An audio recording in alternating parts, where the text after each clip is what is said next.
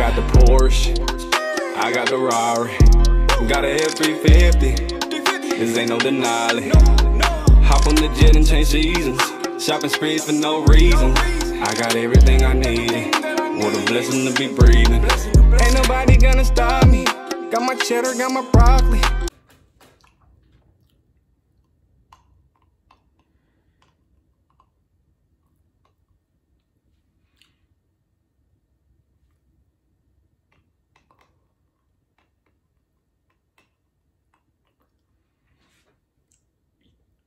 There we go.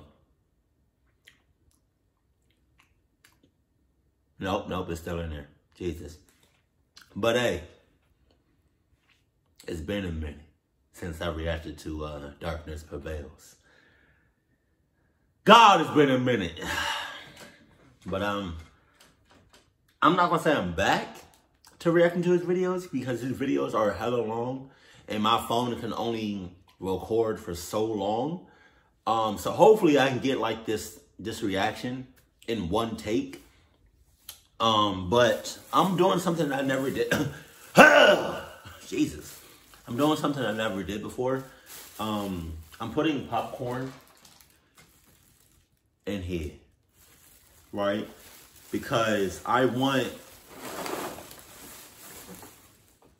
you know? Never mind. I thought it was going to be a lot more in the bag than it was. Because it looked like in here it was a lot. But then when I poured it in the bag, it doesn't look like that much. But then, all right, so like the reason I poured the popcorn in the bag, because I got the bag and flip it and tumble it. Clark came with a, then I made it coming in. No lean, just red punch with the rum in it. Hey, shouts out to Young M.A. But the reason I put the popcorn in here is because I'm going to put one of the best seasonings known to mankind. Right here. Right here. All in here. Right. That's a little OD, but you know, we all gotta die sometime. That was so dark. So what I'm gonna do, so the reason I did it like this, I'm about to shake it up, is because whenever I pour it in here, it's not that much space in here because there's so much popcorn in here. So when I pour the seasoning in here and I shake it up, every popcorn is not getting seasoned. I need my popcorn seasoned.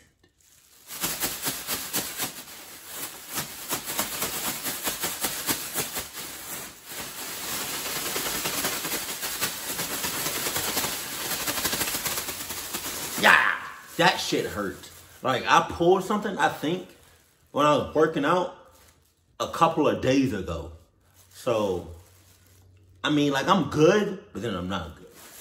Like, I don't need to go to no doctor or anything. Like, hold on now. Let me see something. Let me see. Hold on now.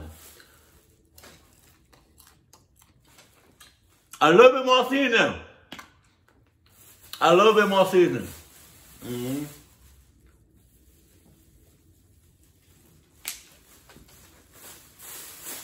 God damn.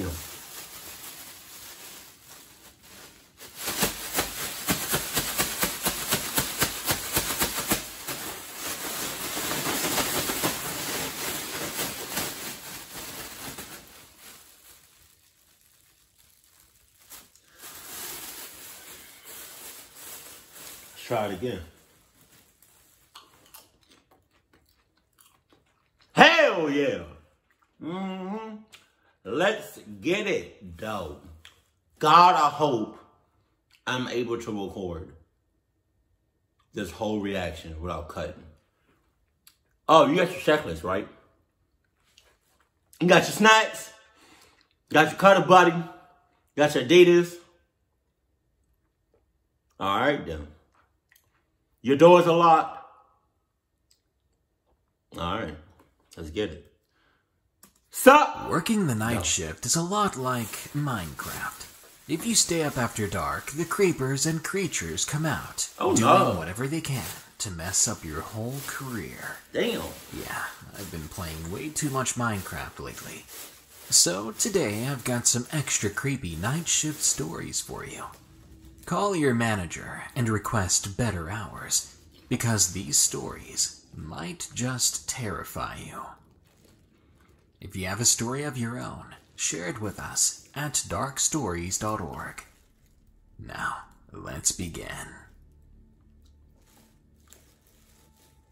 Midnight Red Eyes from Adraxa. This happened to me a couple of months ago and has terrified me ever since. Okay. My friend thought it would help if I shared the story. I was on my way home from work at around midnight, one of the quirks of working the late shift. The main roads are well lit, but to get to my place, you would have to take a quiet, deserted road, approximately 10 kilometers before it led to my complex. Really? That's the only way? That's the only way? Really? Really? That's the only way to get to your Really? I feel like you lying. You trying to get somebody clucked up. Normally, I drive this road during the day, but that night, I was covering a colleague's shift, which now I wish I never did. Yeah, me too. I had taken the exit and covered about a kilometer. I was making way pretty well, all thanks to the odometer rising with every passing minute. Until something darted across the road in front of me. Hell no. Immediately, I pressed on the brakes and managed to stop about 50 meters away from where this thing had decided to stop. Did you really stop? It was hard to make out any definite features, so I turned on my high beams, and I was baffled at what I saw. A dog. There in the middle of the road was a canine of some sort. It looked like a husky, but as big as a bear. At first, I thought it was a wolf, but I live in Canada, BC, in a small town just nestled beside the city, so there's no way this could have been a wolf. I shook it off, and I removed my foot from the brake, slowly driving towards it. Haul ass, nope. I was thinking it would run away, as most animals would, the closer I got. But this thing, it just stayed there. I was getting impatient at this point, so I honked, but I was the one that was freaked out. Because as it turned its head and swiveled it in a jerky manner, I saw red, murderous-looking eyes zoning in at me. Hell no. This creature was most definitely not your typical wolf or dog. Because those don't have blood-red eyes glaring at you maliciously. I clenched the wheel hard as my eyes took in the rest of this monstrosity. Okay, bruh, you're doing way too much right now. Like, the fact that you know what this thing looks like, kind of in great detail, lets me know that you're about that cuck life. I'm not, but you are. So, you got, there's some bomb-ass popcorn. But look, you got two options, right? Which I feel like you're not gonna do, but you got two options. One,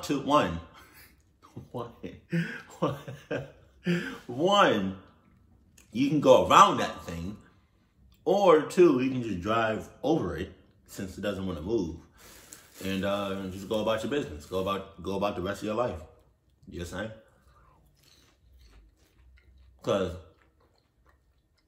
if you're not going to cluck it up, then that thing going to cluck you up. Somebody going to get clucked up. That's all I'm saying. It had a head shaped like a dog, but everything else was just so unnatural. It had a grotesque maw with long fangs and sharp teeth, matted fur patched across its bony body, but the most terrifying thing was its hands. Or a better description would be its mangled hands with talons. I like to believe I'm a strong woman. Being in the army exposed me to a lot of horrors, but this was on a different level. I was frozen to my seat, as if this thing had paralyzed me with its hateful eyes. I kept watching in horror as this monster got up on its hind legs, standing at about 7 feet tall. What the damn? Wandered its way towards me. And just as it neared the hood of the car, I snapped out of my reverie and booked it. No. I didn't care if my car hit it or what. I just slammed my foot against the accelerator. I went from 0 to around 100 kilometers per hour in less than 10 seconds, and I didn't stop. After stabilizing the wheel, I glanced through the rearview mirror and sighed in relief because I could not see that thing anymore. That is, until something bumped into the rear of the driver's side. Oh my god!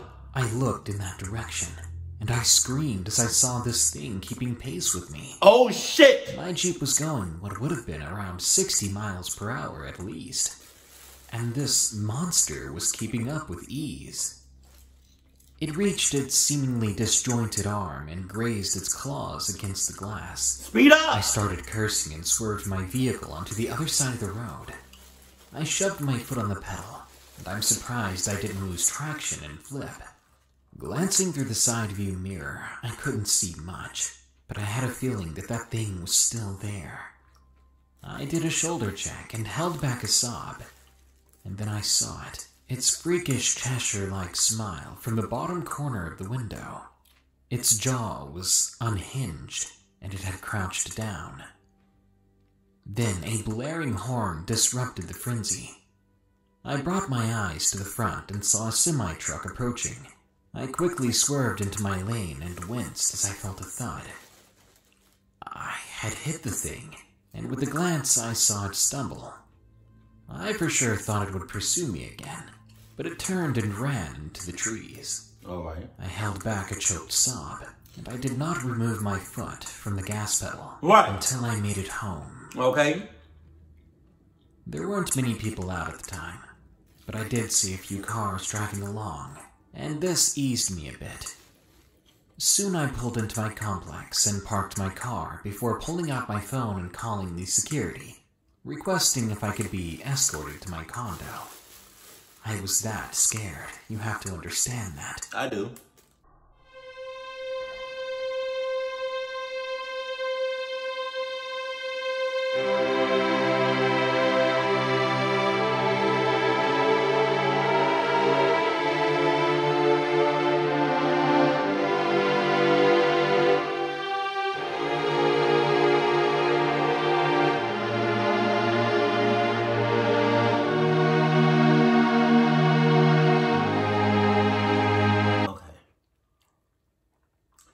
I don't know what time you're looking at this reaction, watching me, right? But for me, right now, it's about, oh, duh, I can just check it. 2:20. It's exactly 2:20 right now, right? This is how my day is going to be. I spilled 3 good-ass pieces of popcorn. That's how my day gonna be. Okay, cool. All right, I'm good. Nope, I'm great.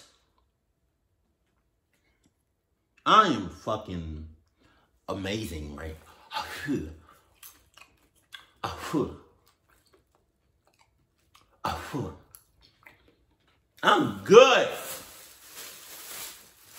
Low key, I'm not, but I'm a little salty.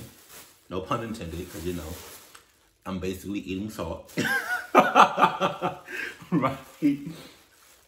But you ever something ever happened to you in the morning and you just be like, well, that's how my day gonna go. Or something happened to you at night and be like, wow, that's how my night gonna go. All right, that's just how my night gonna go. There it is. And I made sure everything was locked and bolted before locking myself in my bedroom. I popped a caffeine pill and sat facing my room window. I didn't fall asleep until sunrise. The morning light brought with it some comfort, allowing my exhaustion to finally kick in, and I went into a fitful sleep. It's been a while since the incident, and the nightmares have died down now. Who knows what in the world it was? The only thing I'm sure of is that I'm not taking that damn road home again. What about night shifts? The ghost in the storage room. from Clad the Lad. Who? When I was 17, I used to work at a gas station that Wow. was located quite far away from any town. Damn! Even with it being almost out and nowhere, there were quite a few people stopping by to fill up gas, shop in the small store connected to it, or to sleep outside. One Friday evening, my boss called me asking me to come to work, due to the other night shift worker calling in sick, and there was no one else he could call. I sighed but agreed to it, and he thanked me. Wait a minute. That's a gas station. And your boss called you to see if you can come. First of all, my phone gonna be off. Second of all, I already told you, my boss, I'm not doing no night shifts. Third of all, why can't you do it? It's a gas station. That's it. At night, nobody really goes to the gas station at night. Just you can handle that, bruh. You can handle that. I lived about an hour away, Wow. so when I got there it was about 9 p.m. Damn, an I hour. work until 8 in the morning when 2 others would take the shift over. When I arrived, my boss greeted me and headed out for the night, Wow. so I'd spend those hours alone. He can't do it. I really didn't mind this. I liked working alone, because I could decide what music I wanted to listen to pass the time. It was a nice small store, and I enjoyed working there. I loved talking to other people, and I had the best boss ever. Really? Now, the store had 3 doors that connected into the main part. There's the main entrance that is mostly glass, and there's another door that leads to the break room and my boss's office. The third one leads to a storage room. Storage is the most important part. The only way to get into that room is with a special key that only my boss had access to, which means that I can't go in there during the night. Okay. Everything was normal that night. Pretty empty and quiet. The only patrons so far were some people getting late night snacks after working late, plus some folks I already knew. Then at about 2 in the morning, I heard a faint click sound towards the storage room. No, you didn't. I went and looked and saw nothing irregular with the door or anything around it, so I ignored it, thinking it was one of the lights above me that made the sound. But the clicking continued, happening again and again until it clicked once every second or so. I realized it wasn't a click, it was more of a tapping sound, as if someone was tapping at the door from the inside. None of your business. And then the banging started. Multiple bangs coming from the door as if someone was knocking. None of your That business. person sounded pissed. "Who's in there?" I yelled, There we go. but I was met with silence. No answer, no knock, no taps, no sounds at all. Huh. No answers, no taps, no sounds, no knocks at all. Well, bitch. I'm not about to be playing these games with you. Like, if I heard some tapping and some knocking, some banging from a room closed, and I asked who's out, it's clear as day. Yes, there's somebody in there, right? But I say to you, is anybody in there? And all of the sounds, all the knocking, the tapping, all of that stops. And you don't say nothing. I'm not going back and forth. I'm not playing no games. I'm not doing nothing. I'm not doing this shit with you. Not tonight. Not tonight. I gave you an option, and you lost it. I'll give you one time. I'll give you one try, and you clucked that up. So I mean,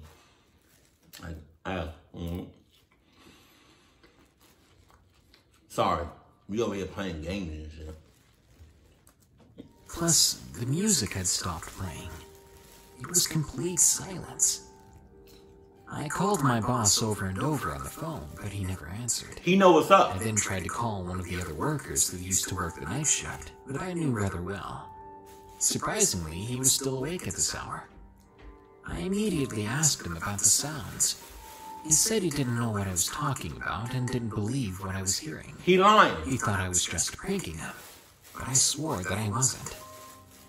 He asked if I wanted him to come over, and work the rest of the time with me, Yes, please. which I gladly said yes to. Thank you. He lived pretty close and was there in about 20 minutes. We started chatting for a while, and then tap, tap, tap. The tapping began again, and I asked him right away if he'd heard that. I never got an answer. I looked at him and his eyes were locked on the storage room door. Oh, no. He wasn't taking his eyes off of it. I told him that was the noise I was talking about. He finally replied, "I've never heard it do that in my life." You lying. We were both creeped out. Someone was in the storage room. He ran to the main entrance. The store had this old-style closed and open sign. He turned it to closed, locked the door, and we ran into the break room and locked ourselves inside. We waited for 8 a.m. where our boss and other coworkers came to work. When we heard the pling noise from the main entrance, both of us nearly had a heart attack. The break room door then unlocked, and in came our boss, absolutely furious that we had closed and locked the store down. We explained to him what was happening, and of course he didn't believe us. He then went to unlock the storage room door, even though we insisted that he didn't. But he did it anyway and flung the door open. Inside, it was empty. No. Impossible, I thought. Hell no. We had heard banging and tapping coming from that room only hours ago. There was no way whoever or whatever was in there could have gotten out. Your boss? This made me believe that the gas station was haunted. It's sus. I never worked at night again, and shortly after I quit. To be honest, I'm quite terrified at the thought of going back there.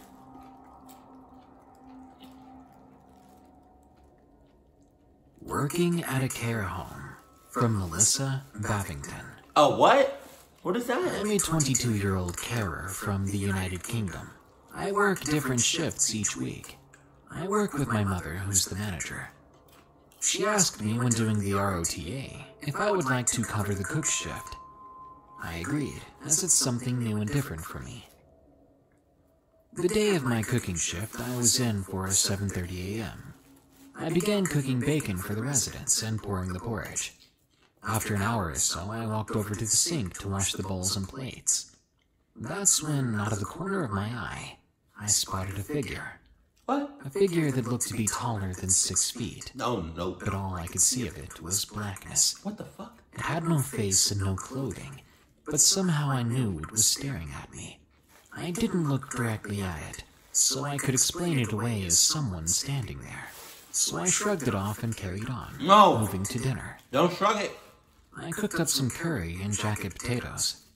When I walked to the sink and started washing up, I felt a cold feeling on my shoulder, and it brushed down my arm. No.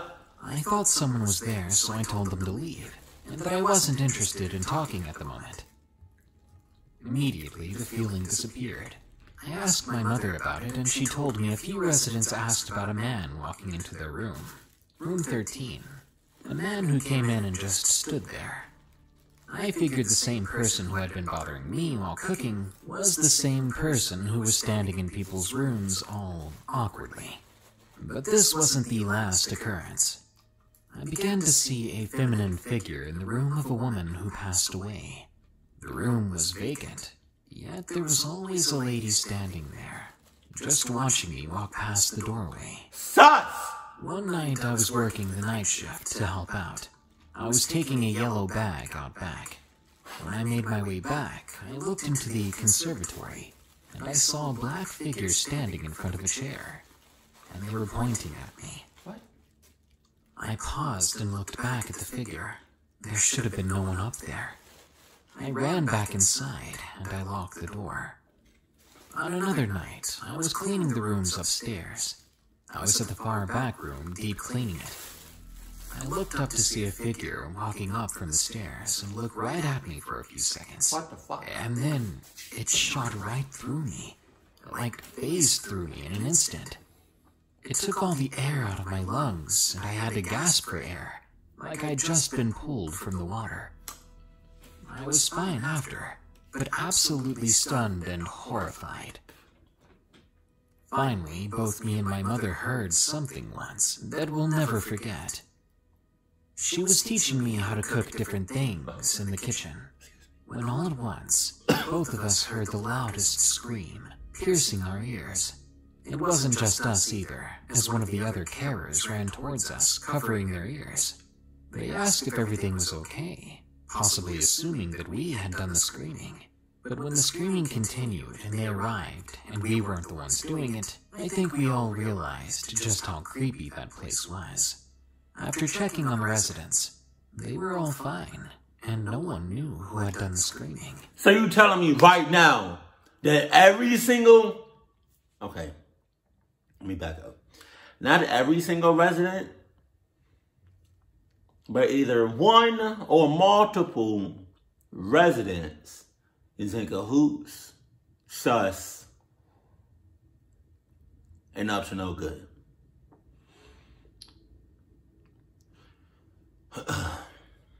That's what you telling me. And what is a care home? Is that you're taking care of like old people? Or are you taking care of people that can't really take care of themselves? I never even heard of a care home before. Is that like a senior citizen home? I don't know. So yeah, if you want a difficult job, and you want to hear disembodied voices and possibly be attacked by ghosts, a care home is perfect for you. No, the hell it's not. Overnight shift from D. Okay. I worked as an overnight manager at a popular chain restaurant serving burgers. Right. The first store in my city to flagship the whole open 24 hours bit. Wow. The restaurant was situated inland a bit, in a town famous for its nightlife at the beach, in between two college campuses and near one particularly nasty neighborhood, known for regular drug busts. One side of the store faced a main road. The opposite was lined with a thin screen of trees. Behind the store and to the left was mostly woods, and to the right behind the trees was the neighborhood. Despite being in a part of town that was pretty well developed, and honestly fairly decent with the exception of that one neighborhood, nights there were often unsettling. The wooded area had a reputation among the other employees for just feeling kind of creepy. Probably the fact of it being nearly pitch black from lack of streetlights nearby. And its proximity to the place where illegal things happened a lot didn't help any.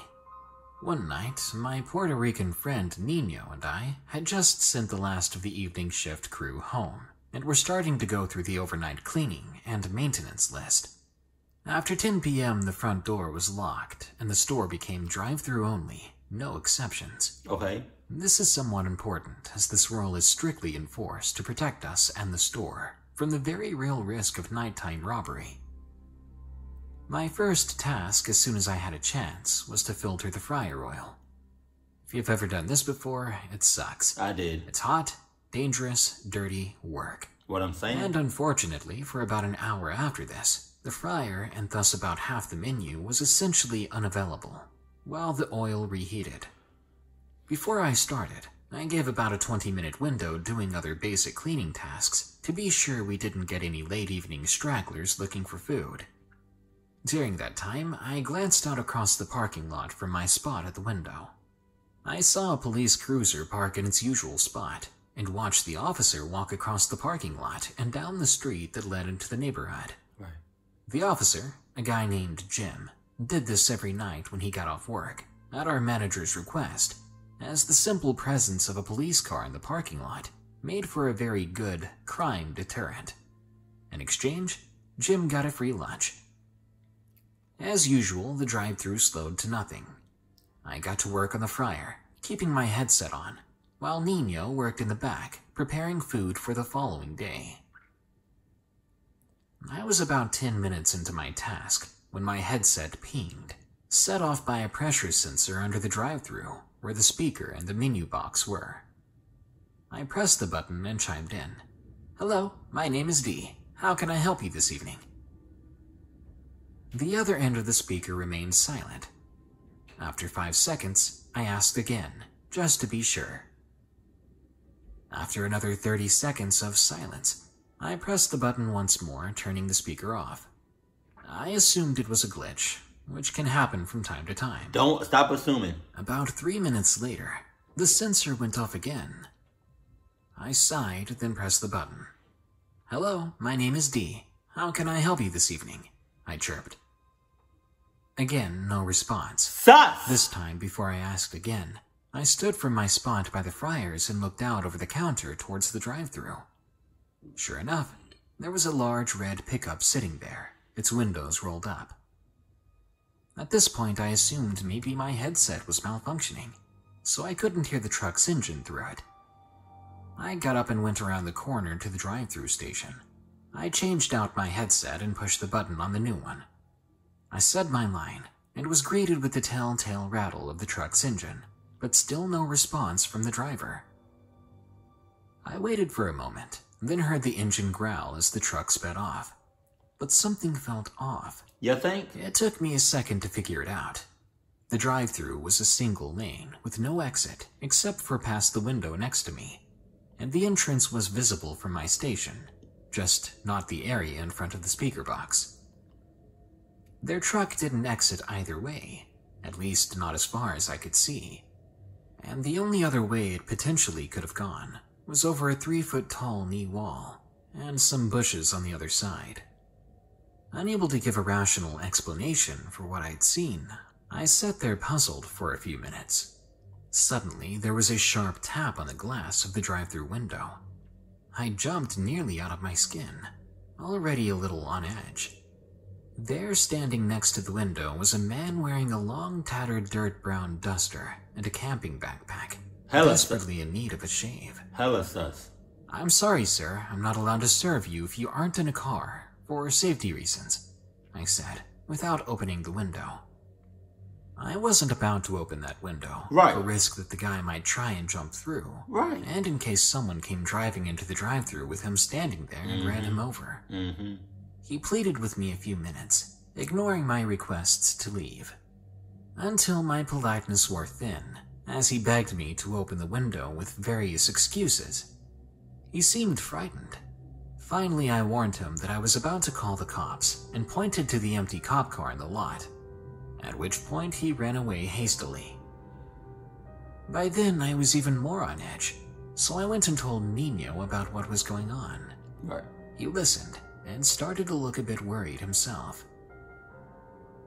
The back of house in this restaurant was shaped roughly like a capital H, with one side being the drive-thru and the other side being the prep line. The drive-thru reached from my station to the front to a second in the rear of the building, at the end of a long hallway specifically for passing out food when the restaurant was fully staffed. Nino was working exactly opposite of me in the other corner, so there was a walk-in cooler between him and the second drive-thru station. While I was back there explaining to him what happened, we suddenly heard a loud crash from over by that window. What the hell? We ran over, Nino grabbing a knife from the rack on the way. What we found was a stack of buckets full of pickles 3 tall, not fallen off the shelf but seemingly lifted over the lip of the shelf and slammed down hard on the floor. Hard enough for the bottommost bucket to have completely shattered. There was pickle juice everywhere, but absolutely no indication as to what had actually happened. The doors and windows were all locked and secured still, and only myself and Nino were in the building. We looked over the mess, baffled, when the drive-thru sensor began to beep again. I took a deep breath and steadied myself before responding. "Hello, my name is D. How can I help you this evening?" There was a shriek immediately, like static or interference in the headset for a couple of moments. Then silence. I repeated my line but got no response. I walked back up to the counter and looked again to see if there was someone actually there, but the drive-thru was empty. It was at this point that I realized that we'd had a gap in actual customers of almost 2 hours. This wasn't unusual in the early morning, but it was still midnight. We hadn't even reached the time when the bar crowd would have slowed, and we hadn't had a customer since the guy who tried to get me to open the window. I glanced out the front window and my blood ran cold. There were no lights at all, visible from past our parking lot. No streetlights on the other side, of the main road. None of the businesses on the other side, no cars passing, and again, this is a major road. I couldn't even see the lights of the college campus through the trespass that lines it. All we could see, beyond our parking lot, was black. We had had power outages before, but they didn't follow a perfect line at the edge of the parking lot. And even if this is what it was less like there was no lighting, and more like everything beyond the building and parking lot was just swallowed up by total darkness. My attention was suddenly shattered by an intensely loud bang, like someone had punched the glass of the drive-thru window. I looked over, startled, to see the guy in the long jacket from before standing there facing towards the darkened road. His hood was up, but I could not see his face. He just stood there in the drive-thru staring unmovingly towards the darkened street. Suddenly, there was another bang, this one from the front door, and then another from the back drive-thru window. Nino came running out of the back and into the small office to check the security cameras. He'd heard another bang at the back door. At each entrance, there was a person, all of them 6 in total, were staring unmoving towards the dark street. Nino swore and yelled for me to check the door locks, becoming more than a little afraid himself now. I did, and they were all secure. He shouted out again as the people began to move in unison, walking slowly towards the darkness, paced perfectly, so that as they reached the edge of the light, they were walking shoulder to shoulder. All 6 of them stepped out of sight into the darkness, in perfect unison, and suddenly the shadows were parted by the headlights of a passing car, but the 6 people that were there were gone. The lights on the far side of the street flickered back into existence. The figures of the 6 people were nowhere to be seen.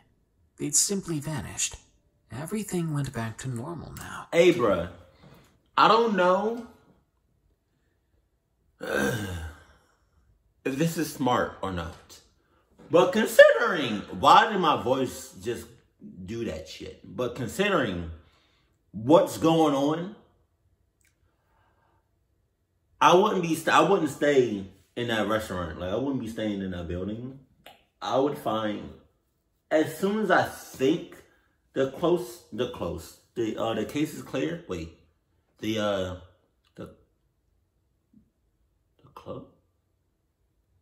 case. As soon as I think that the joint is clear, the joint is clear, I'm haul-assing.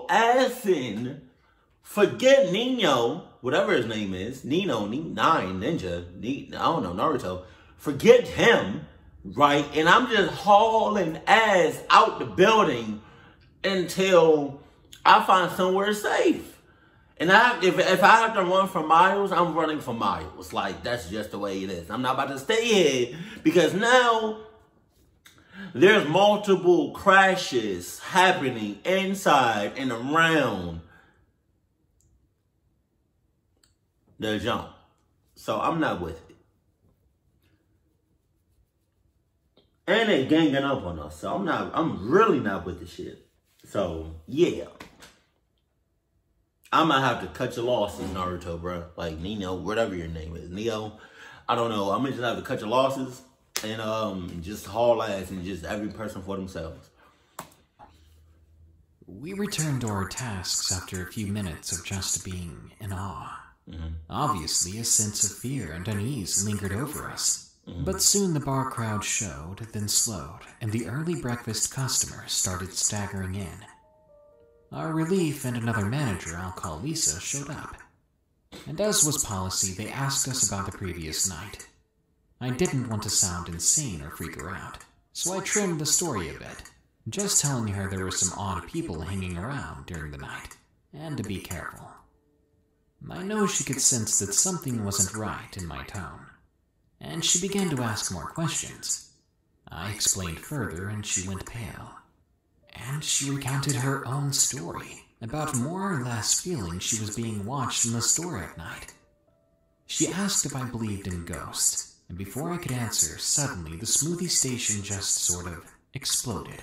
Really? Cups, lids, and utensils on the station scattered like someone had swept a hand across it, knocking them all violently away.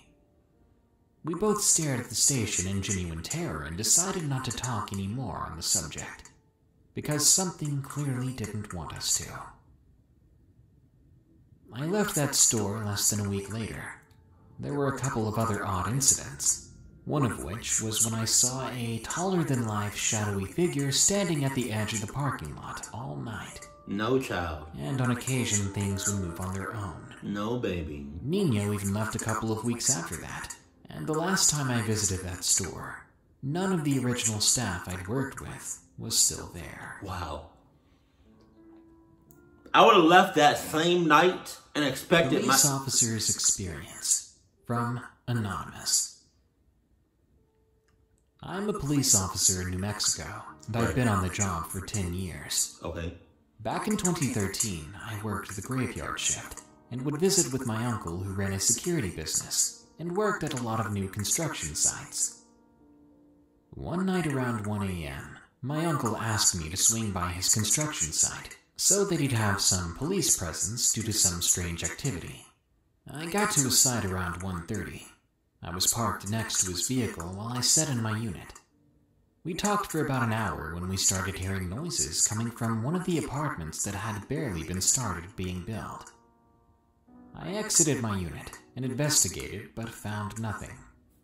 We sat and talked for another few minutes or so, and not more than 10 feet in front of my unit, a small mist began to take form. I told my uncle about it, and all of a sudden the mist grew larger, and then it took human shape and walked across the street in front of my unit, disappearing next to the apartment I had just searched. We sat there for a bit in silence. Then the weird noises started back up. I exited my unit to check the apartment again, but once more found nothing. For the next hour or so, we kept hearing voices from the building, but every time we checked, nothing was found. It was a quick experience, but certainly terrifying and bewildering.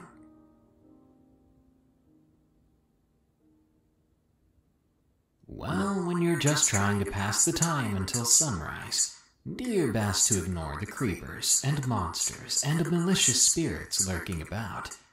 If I were you, I'd take that old diamond fishing rod you regretted crafting and do some indoor fishing. Crap, another Minecraft reference. Good night. If you enjoyed this episode, be sure to like, share, comment, and subscribe. If you want to hear your story narrated, start off by sending it to us at darkstories.org. If you want to support the show, check the links in the description. There's a link to my Patreon and a link to my merch store with some creepy monster shirts. Now, as usual, here are my 5 favorite early comments from the previous episode about 5 creepy late-night stories. The first couple of comments are some people saying meow. I'm not sure what I missed, but I know I love cats, so you guys do your thing. Kalahari Jung says, "For the love of God, somebody find me a Wendigo."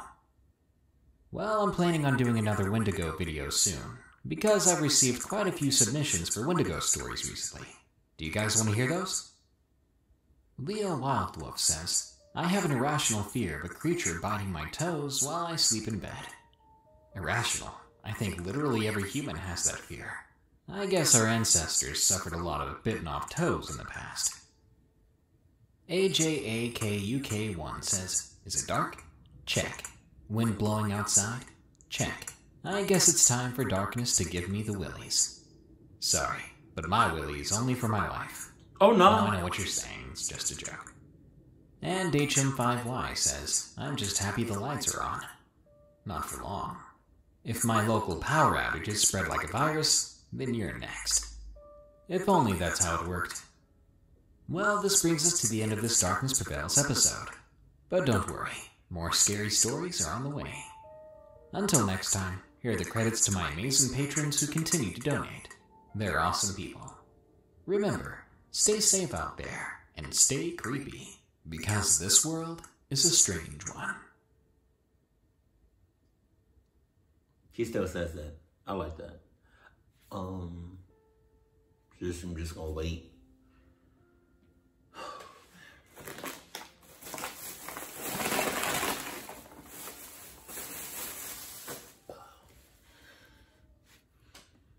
And there it is. So if I were y'all, if I were y'all, the ones in this story, I would be totally done with night shifts. Especially after these experiences. Not a chance in hell I would ever do a night shift ever again. And if you had an option to choose the day shift, if you had an option to choose the morning shift, the day shift, or the mid shift, do one of those three. Because if the night shift is an option, just leave that for the cluckies. You know, that's not for you. That's not for you. It's not for me. It's not for you. It's not for you, you. So, just saying. Some people like the night shift. And those are the ones that are going to get clucked up the most. And those are the ones that are going to get way more clucked up than the ones doing the morning shift, day shift, or the mid shifts. Just saying. That's just the way it is. Typically, more things happen to people at night than it does during the day. And that's why I don't really prefer the night shift, especially the third shift. Like, I can probably do the night shift, but, all right, so I can probably do, I know I can do the first shift. I can do the second shift, kind of. But the third shift, hell nah. Nope, because that's when all the creeps come out at night. The creeps come out at night. And the sus people come out at night. The sus people come out at night. And the weirdos come out at night. Hey, the weirdos come out at night. Hey. But yeah, I'm dead ass. Like, some night shifts are meant for certain people, and then some other shifts are meant for certain other people. You know? Those third shifts are not meant for me. Just saying.